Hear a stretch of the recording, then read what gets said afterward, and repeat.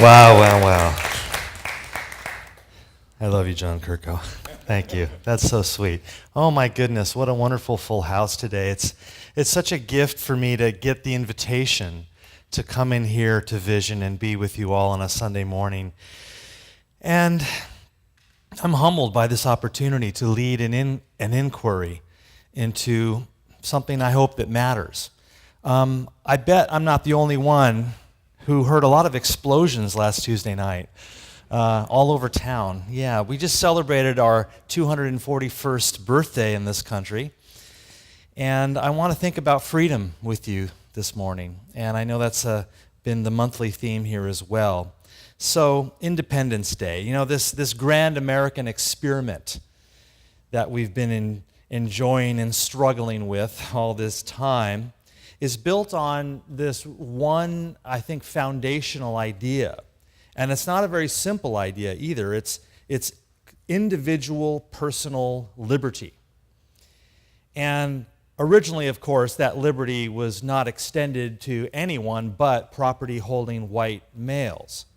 When Thomas Jefferson, 27 years old, was tapped by John Adams to write the document, the manifesto that they were going to send to England to sever ties, the Declaration of Independence, published on July 4th, 1776, and he wrote that sentence about, we hold these truths to be self-evident, that all men are created equal. We know that Jefferson and most of the founders did not mean all human beings, and it's been a painful evolution as we've redefined that sentence. And now we mean by men all human beings, regardless of gender, race, ethnicity, cognitive ability, etc. And many of us even extend that fundamental liberty and freedom to all sentient beings. And many of us even extend it to the entire organism known as Gaia, that even nature has rights. But for now, let's think about human beings. We hold these truths to be self-evident, he wrote, that all men are created equal, that they are endowed by their Creator with certain unalienable rights, that among these are life, liberty, and the pursuit of happiness. And there's so many important things we could talk about in that immortal sentence, like self-evident. What a strange idea. Is there anything today that's self-evident? I mean, people don't even accept evidence anymore. So I think the concept of self-evidence is good and dead. But in those romantic times, what we call the Enlightenment or the Age of Reason, they actually believed that as a human being, regardless of your education or access or anything, because you had a rational mind, things were just obviously true. A certain handful of small things were just obviously true. And for Jefferson, one of those was that human beings have fundamental rights. And those rights don't come from the government or the king. They are inherent. And I think one thing, when I hear that sentence, one thing always leaps out to me the most, and that is that liberty or freedom is not a political principle first. It's a spiritual principle first. And then it's used as a foundation upon which a political concept is built. But I'm kind of struck by that this country, this experiment, is founded on a spiritual or metaphysical claim that human beings are inherently free. And then ours is a political experiment built on that spiritual principle. And I think this is the most radical element of Jefferson's assertion, that freedom is not granted by the king, or it is not granted by the state, or it is not granted by any man. This freedom is inherent. That is to say, it is built into the DNA. It comes with the fact that you exist. It is an inseparable aspect of your existence, your freedom, your liberty. And of course, later in the Declaration of Independence, Jefferson goes on to articulate the rightful role of government. And for him, the sole purpose of government is to defend and further and protect and cultivate those fundamental inherent rights that come not from the state, but from the Creator. And so here, we aren't here to talk about political science and all the ways that those things go wrong, but it's a fascinating thing to notice for me that this is where it starts. Now, this is an experiment we're still exploring and still trying to perfect, and obviously we're a long way from perfect. But for any of this to make sense, and this is something we do a lot in philosophy in my day job, it's when you start talking about all these great concepts like love and truth and beauty and freedom, so much of philosophy ends up having to back up and simply stick to the rather pedestrian business of defining words. Because everybody's for freedom, yeah, raw freedom. But what is freedom? And we all have different understandings of what that means, and it's difficult to have any kind of intelligent consensus, conscious, evolutionary sharing around the concept of freedom if we all mean different things by it. And so that's why it's, I think, just crucial housekeeping to attend a little bit to what we mean by freedom. And I think we can make progress on this morning by looking at freedom through three different lenses: the adolescent lens, the matured lens, and then what I'll call today the awakened lens. So let's start with the adolescent lens. Through the adolescent lens, freedom simply means doing whatever you feel like doing. I mean, at the most basic, kind of crude level, freedom simply means that. Doing whatever I feel like doing from moment to moment based on my whims and desires and whatever. That's being free.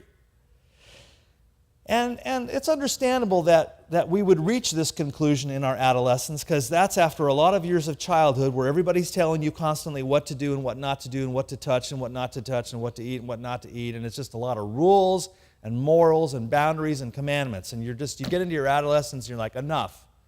I have a voice too. I have things I want too. I'm not just a puppet and everybody gets to pull the strings. So it's just, I think, part of our natural personal evolution that in adolescence we begin to throw off all of the norms that well-intended people have placed on us. And so that's, I think, where all of our understanding of freedom comes from. But as we mature, we notice, looking back now, that kind of freedom, that understanding of freedom, ends up being just another form of tyranny. Tyranny not of powerful others, but the tyranny of our own whims and desires and cravings and wantings, usually fear-based. And chasing pleasure and investing all of our time and energy building the ephemeral sandcastles of our egoic empires dooms us to a life of mediocrity and suffering and disappointment and damaged relationships. And so this kind of so-called freedom turns out to be a little more than a gilded cage. And anyone here who struggled out of the abyss of any kind of addiction can testify to this. And so let's think now about the second mode of freedom. Freedom as seen through the matured lens. Here, as we mature, I think we learn that there's a deeper freedom than the so-called freedom of the libertine, of the hedonist. And let's call this matured freedom. And this is when you learn that your own best long-term self-interest is deeply interwoven with the best long-term self-interest of everyone around you. And so, in other words, you start to realize, you start to learn that there is no me without we, and that there is no such thing really as private happiness or private freedom. I can't really be happy if everyone around me is miserable, especially if they're miserable because of me. And so our happiness and our freedom are intertwined with the happiness and freedom of all beings. And as we mature, we enlarge our sphere of empathy. And this even starts to affect the way we vote. We no longer vote just for self-interest, like how am I going to lower my taxes? But we begin to entertain larger, loftier notions of, but what is the common good? What's going to create the best world for everyone in which I have to share with everyone else? As Nelson Mandela put it, to be free is not merely to cast off one's chains, but to live in a way that respects and enhances the freedom of others. So we learn to measure the value of our private actions not only against self-interest, but against the larger concerns of the greater good. And then this is the sweet part, that we even begin to take pleasure in the good of others. We eventually learn to take pleasure in the knowledge that we're moderating our private desires in favor of the needs of others. This ends up becoming a source of joy for us, to set aside these rather inconsequential private demands for a larger conception of joy and freedom. And at this stage of our development, our pleasure and happiness are no longer measured by the simple acquisition of things or the simple acquisition of experiences or pleasures. They are instead tied to the well-being of others. And this means we're moving toward this third or highest understanding of pleasure, awakened freedom. So as we practice this matured freedom, our separate sense of self begins to grow translucent, transparent even. Now, of course, our private sense of self still matters on one level. You know, I'm going to continue eating and going to work and paying my taxes and making my art and mowing my lawn, you know, what's left of it.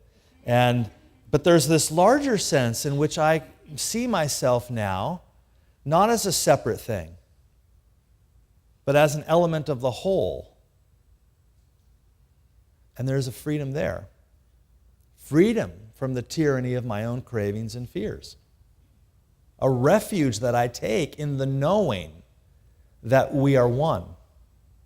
I mean, you read enough Ralph Waldo Emerson and this just starts to happen to you. So real freedom, which is the title of this talk, means freedom from cravings and attachments and the ability to accept current conditions without resistance or resentment, to break the slavish chains of reactivity. Things can happen, but I don't have to have an opinion about it. This is what the Buddha taught. This is what the Stoics taught. We read this in all of the wisdom literature of the world. To move out of the mind with its egoic need to condemn and judge and control and come into that presence, that true presence, where my judgments and opinions fade away, replaced by loving kindness and joy. You know, one of the great spiritual teachers of the 20th century, Ramana Maharshi, he was asked once by a journalist, "What's your secret?" And I love this. He said, "I don't mind what happens." Imagine if you could live like that. I don't mind what happens. How free you would be. To when you are standing in the doctor's office looking at the x-rays and you hear those words, well, it's stage 4. It's time to get your affairs in order. I'm skipping right past the dead car battery to the big example. I'm skipping right past the clogged toilet to the big example. This isn't a plumbing problem. And to stand there in the office and instead of collapsing, a smile comes over your face. And you say, well, damn it, it's been a great life. I knew I didn't have forever. I'm grateful I have the consciousness of the end. And I don't mind what happens.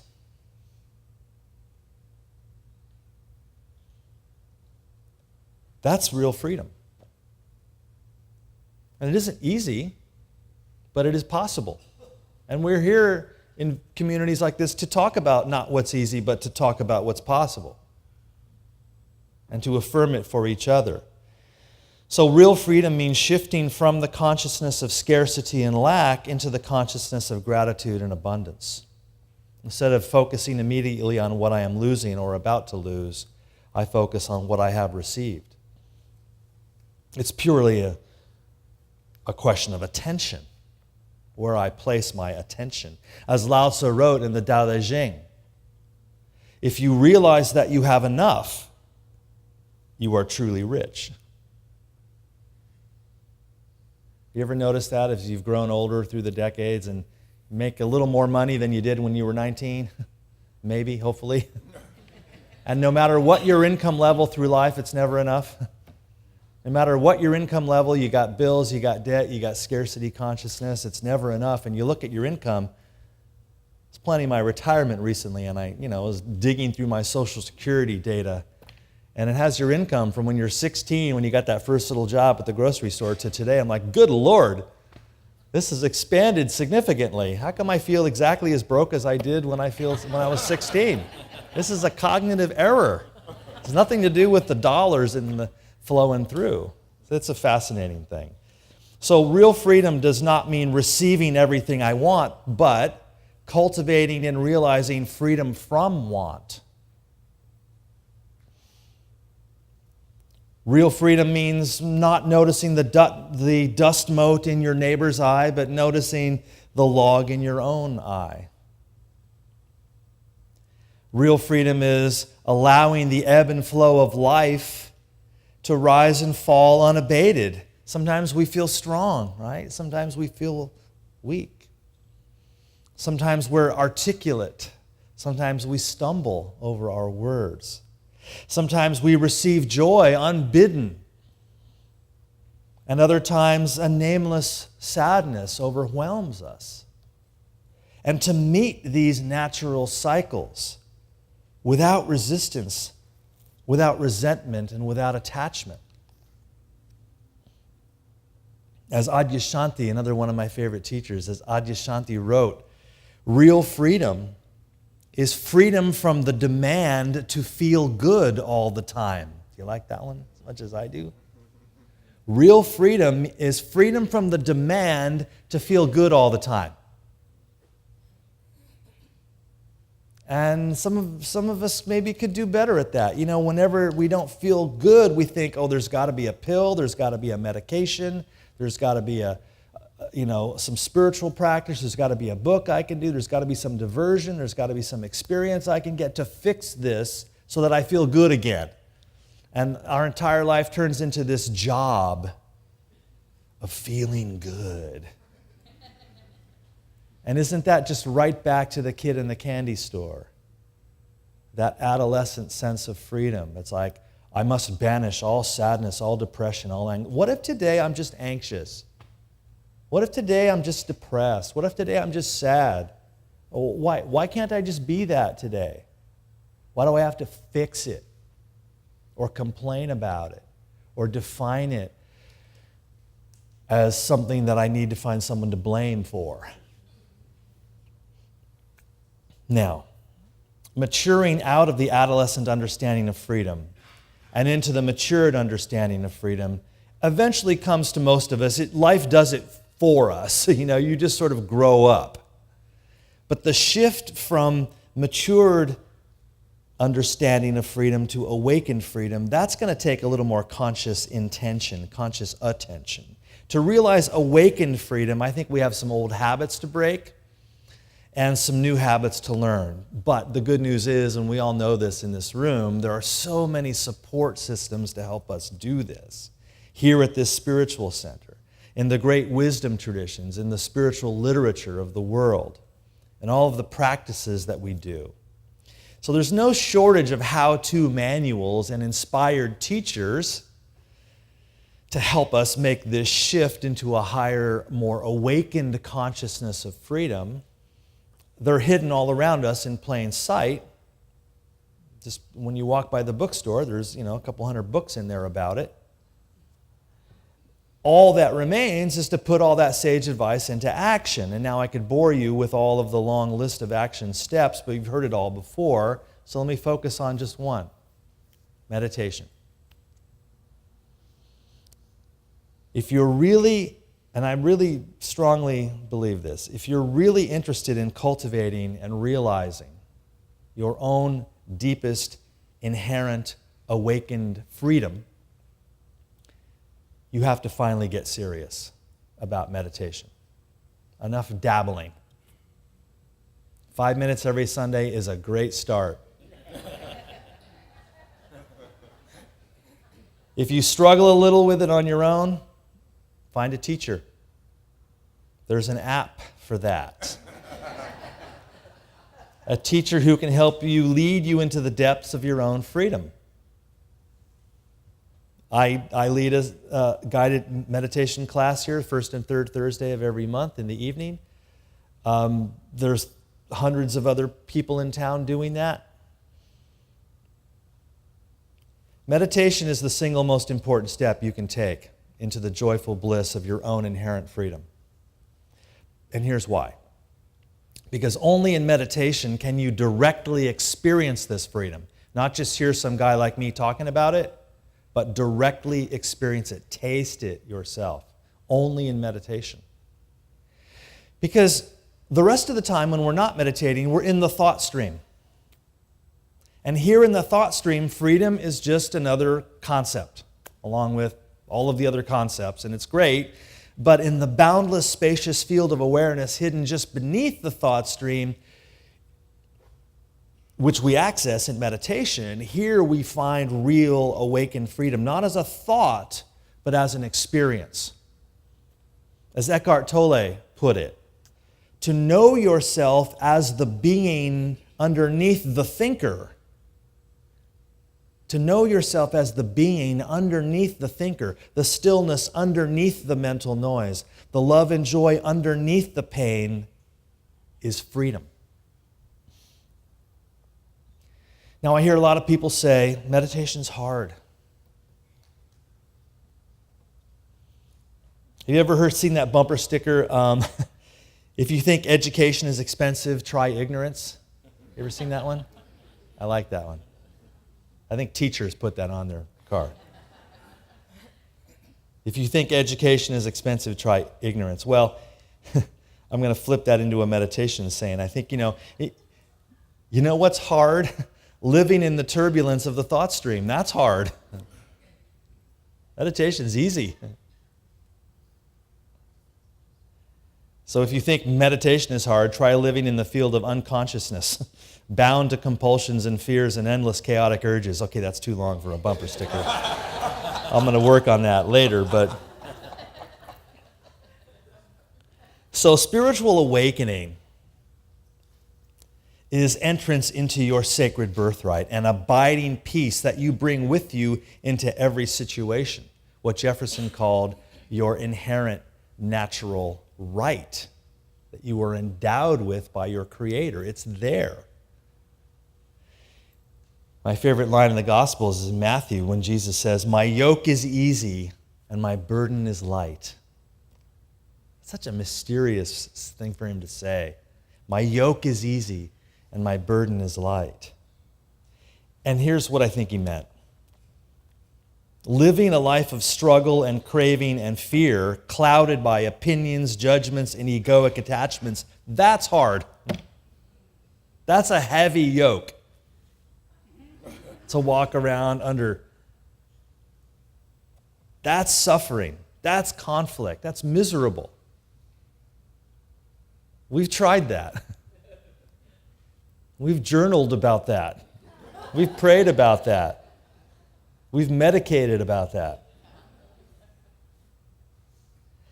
But surrendering into the wonder of it all, accepting the world as it is, and then moving forward to co-create something just a little closer to the ideal out of that consciousness of acceptance, that's restful, that's peaceful, and that's anxiety-free because you're no longer attached to particular outcomes and results.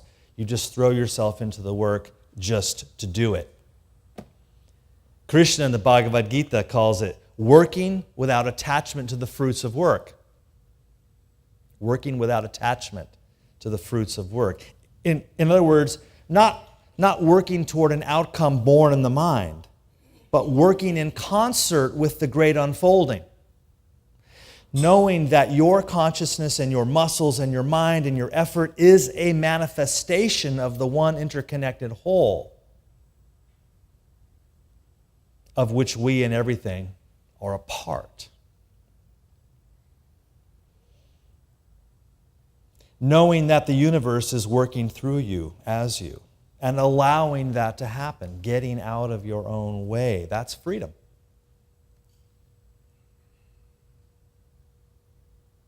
Again, Krishna says in chapter 3 of the Bhagavad Gita, when you perform the work of your dharma, your true, purposeful, authentic work, that is Brahman working through you.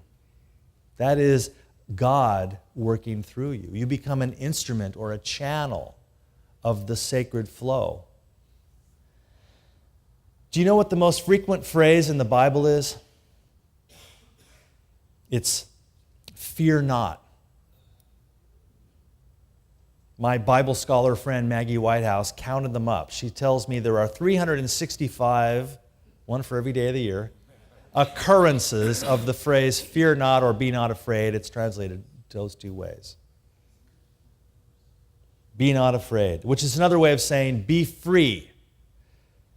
Free from fear and anxiety about the future. Because when you think about it, fear is really just this pathological need to egoically control what is going to happen next. Fear is just imagining some bad thing in the future that hasn't happened and probably won't, and then investing a lot in it. And we all do it, and I swear it's born out of our Darwinian evolutionary stage. You know, the caveman who was constantly afraid all the time survived better. And then, you know, the hippie caveman who was like, dude, just chill. And then the saber-toothed tiger got him. And he never had any children and passed on his chill DNA. And so instead, we're all the descendants of really anxious, fearful survivors. And we now walk around Fashion Valley Mall looking for saber-toothed tigers. And you don't know why you're anxious and afraid all the time. It's, you know. So maybe we can let that go, or at least turn the dimmer switch down. So in the end, then, real freedom means freedom from the thought stream. That's how I'm shaping it with you this morning. Freedom from our own cognitive errors. For it is only in the thought stream or the thought realm that we are bound to ideas that cloud and hide and obscure our deeper vision. And this erroneous thinking binds us to limited and limiting concepts. So back to meditation. When in meditation we slip beneath the thought stream, we enter a realm of absolute freedom. You know, meditation doesn't answer all your problems. It doesn't solve all your problems. It doesn't give you everything you want. It doesn't, satiate your desires. Instead, it allows you to move beyond the place where your desires and problems have hold of you.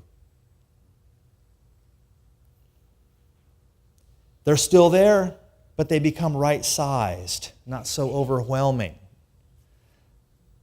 so that they cloud out the joy of our lives. So in meditation, we move into the freedom of our essential nature, what Paul in the New Testament calls the inner Christ, our essential sacred nature. What the Hindus call Sat Chit Ananda, boundless being, boundless consciousness, boundless bliss. What the Buddhists call Dharmakaya, or Buddha mind, or Buddha consciousness, which permeates all reality, including us. But here's the good news. This is all getting a little intellectual, right? The good news is you don't have to understand any of this. You don't have to study any of this. You don't have to discover your inherent freedom. You don't have to seek it. You don't have to define it. We simply have to allow it. For it is what we are, and it is what we have always been. A truth obscured from us by the busyness of the thought stream, with its endless fears and desires and attachments and cravings and conceptual webs in which we are caught like flies. So freedom means letting it all drop and trusting. You know, it's what the religious people call faith, right? Have faith. You could just call it trust if you like. Trusting that we are supported by the grace of this beautiful, beautiful world. And these beautiful, beautiful people around us, our neighbors. We are supported by them. When things go wrong, they will fill in what we need. And to know that, and to trust that, and to let and to feel the fear just sort of leaching out of you.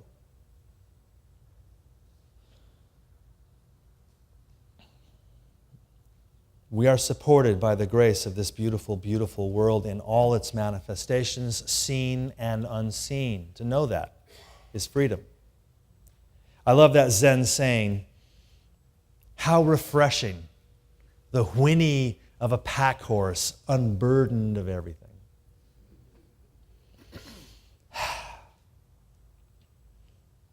You only think that you aren't free. But you are. This is what Jefferson built the Declaration of Independence around. You only think that you aren't free, but you are. It is a treasure simply to be claimed, not earned. You don't need to go through an elaborate cleansing process to be worthy of it. Burning sage. Smells good, but it's not required to be free. You already are free. Today is Independence Day. Every day is Independence Day. So happy Independence Day. Namaste. Thank you.